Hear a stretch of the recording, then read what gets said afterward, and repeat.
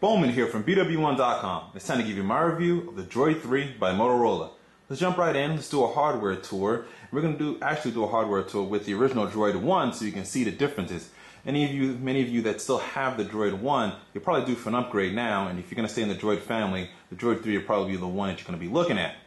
Let's look at the improvements here. So on the DROID 3, you have an improved screen, which is a 4-inch screen at QHD resolution, which is going to be a lot sharper and a lot clearer, and you're going to notice that when we do the software tour. It has a front-facing VGA camera right here, which the DROID 1 does not have.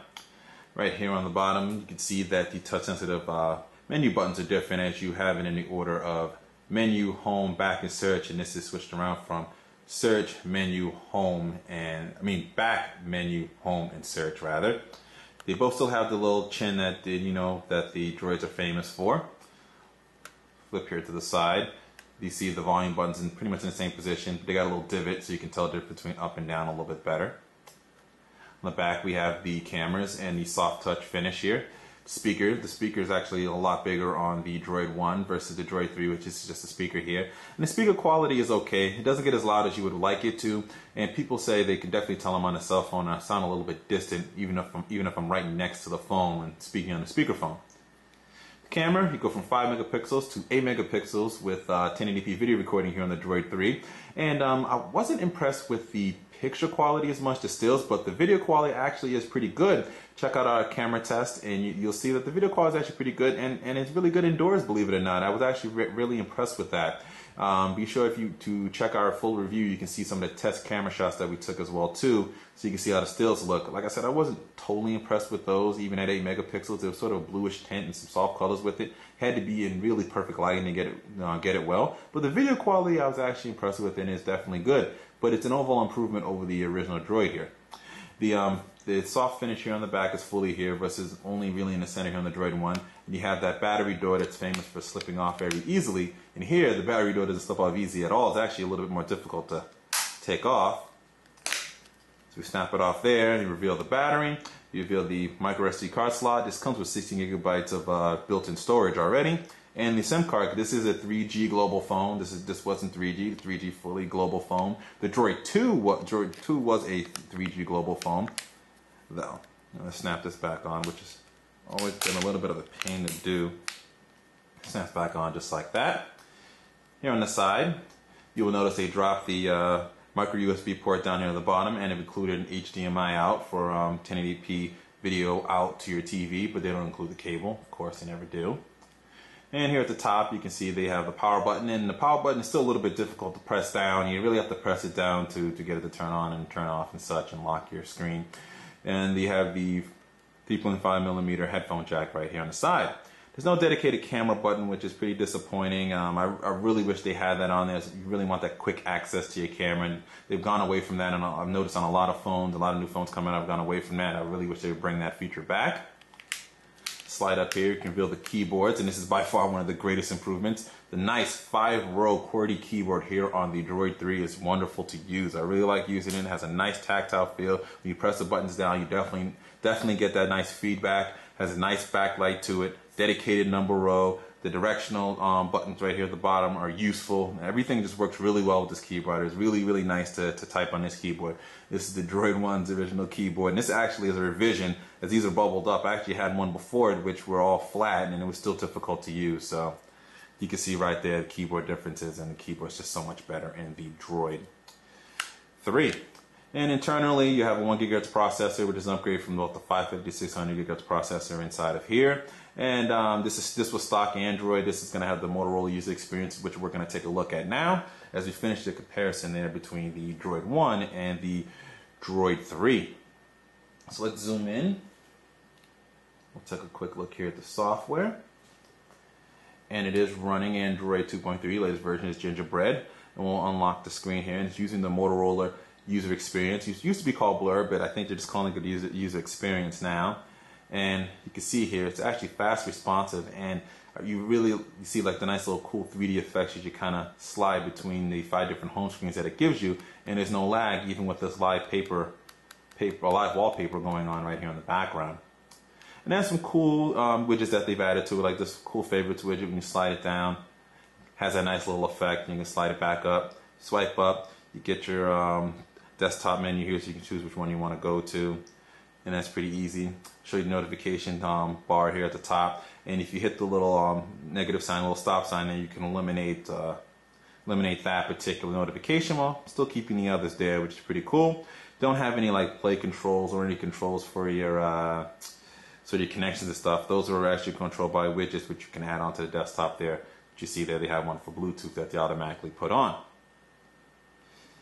Alright, we'll open up the menu here, and you can see the menu still has a 3D carousel effect as well too. Nice little shadowing there at the bottom. Just a really nice presentation, I have to say. And you have your standard applications built in from your VCast, you have your Verizon applications, you have the social networking app, and you can still install regular Facebook and Twitter if you want to as well, but those will also work as Facebook and Twitter clients too. You have some pre-installed games, you have NFL Mobile pre-installed, Slacker, you know, apps that you would expect on here. They have a built-in task manager, which is nice. And I actually want to show you here another thing as we go into the settings. It has the battery manager, which is pretty cool. And the battery manager is something you definitely want to pay attention to when it comes to battery life. Now, you want to make sure you set this right. If you have it on maximum battery saver, I was able to get about a day and a half without needing a charge. I've showed you the same battery manager before on the DROID X2, and that got much better battery life. This doesn't have that NVIDIA Tegra 2 processor, which I think attributes to a lot of the battery life on most Android phones. And this has good battery life. Like I said, I was able to get about a day and a half without needing a charge. With heavy use, you're going to get a full day without needing a charge. If you turn to any other modes, such as performance mode and stuff like that, you're probably going to be charging throughout the day. So that's the battery there. And for you guys I need to see, you can see what version of Android 2.3.4. Alright, we'll go back here, back out, and this is software, and you have different categories of the software. You can create a new group if you want to, but you can go from all apps to just downloaded Verizon applications if you want to as well, and back to all apps again. That's software on there. We'll show you the camera application. They've done some improvements on this, definitely, than from the original one. You can see there, you slide out right here at the bottom. This is pretty much all your options right here for your camera and camera settings and such. But one thing I did notice though is that when you take a picture and you hit snap to take that picture, there is a delay. So you have to take that picture, hold steady, and wait for the image to show, and then the show that's taking the picture, and slide up to there. That way you know you've gotten the image that you've wanted. Hopefully they'll send out a software improvement so as soon as you hit it, it snaps and takes the picture instantly. But that's one thing I definitely noticed that's kind of funky with the camera. I'll show you what the front-facing camera looks like. As you can see right up there, you can see the camera, looking at the camera. And the menu mode, menu for the camera is pretty much the same as for the video recorder too. You can see there, same similar options as well too. And you want to make sure when you set the settings that you have it at, HD 1080p, because it's not going to have it set as that. It's going to have it set as something different. And also with the camera as well, I have it set here right now to take 6 megapixel images, so that'll take it in widescreen. If you want the 8 megapixels, you have to uncheck that box, but it won't be in widescreen format when you do that. Alright, we'll go back home here. I'll actually show you the keyboard real quickly. I'll show you the virtual keyboard here, which you have the options of the Motorola one here.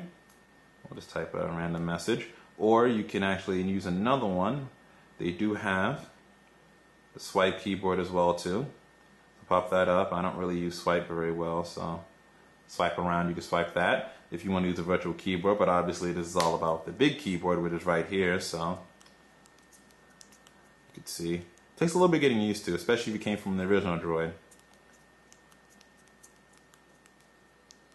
And I'm just kind of typing there. But you can see the keyboard, you can hear the tactile feel, a nice response. Everything feels good with the keyboard here. It's definitely a plus. Show you real quickly the web browser. I know some people like to see that. It does have the standard Android web browser inside of it. It has a different icon. But it can show you. But we'll load up a few pages here. We'll actually go to BWOne.com. It should probably bring up the mobile version of that page first to show you how fast it loads up mobile optimized pages. And you can see that little rotation sort of animation there, which is pretty cool. It is running on Verizon 3G, so you're going to get 3G speeds.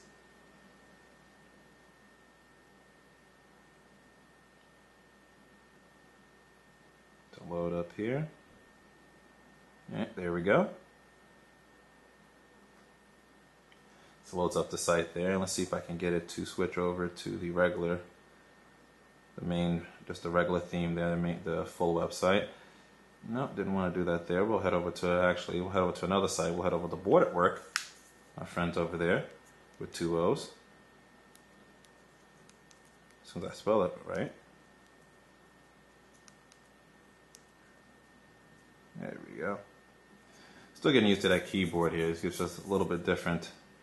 So used to the first one, so it's like used to that scrunched up keyboard. Having this nice space is really nice, so that's something to definitely think about if you're coming from a previous DROID 1 or DROID 2 phone. Wait for this to load up. And there we go there. See, it loads up sites fully. It does have flash support as well too. And you see the pinch to zoom. While not the smoothest, it is there and available to work. Alright, so that's the browser there for you. So that's pretty much it as far as the software is concerned on it here. Really what Motorola has done is sort of taking the user experience of pretty much of stock Android and pretty much have added their flavor over it, but you can still recognize that it's Android. It's pretty much filled in the places that sort of Android is lacking. Seeing the dials are the same, but they've created bigger buttons and sort of that glossy, flashy feel. But overall, I really do like the DROID 3. I'm just really disappointed that it isn't a 4G phone, because if it was a 4G phone, it would be the top phone that probably Verizon would have to offer.